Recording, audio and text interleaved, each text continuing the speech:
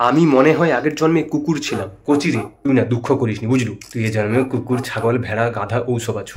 আজকে সকাল থেকে একটু বেশি বেশি গন্ধ পাচ্ছি। সে তো আমি যখন আগে টিফিন বাক্স খুলতি তখন দৌড়ে দৌড়ে আসতো, আর তোর মুখনু তখন মাল ঝুড়ে ঝুড়ে পড়তো।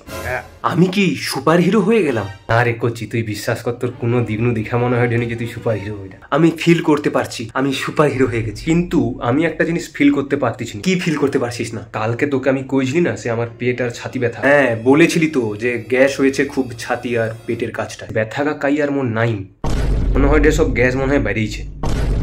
শান্তি লাগে রে পেটটা। আচ্ছা কখন থেকে ওই ব্যথাটা নেই? ওই তো দুপুর বেলা একটু কমছে দেখেছি। কেন রে, কি হয়েছে? না মানে আমি তো সকাল থেকে দুপুর অব্দি গন্ধটা বেশি বেশি পাচ্ছিলাম, একটু কেমন পচা পচা টাইপের গন্ধ। তার মানে কচি তুমি সুপার হিরো হওনি, তাহলে কি ওটা পাদের গন্ধ ছিল? তুমি পাদ হিরো হয়েছ, তোমার নাকে পাদের গন্ধ ঢুকছিল।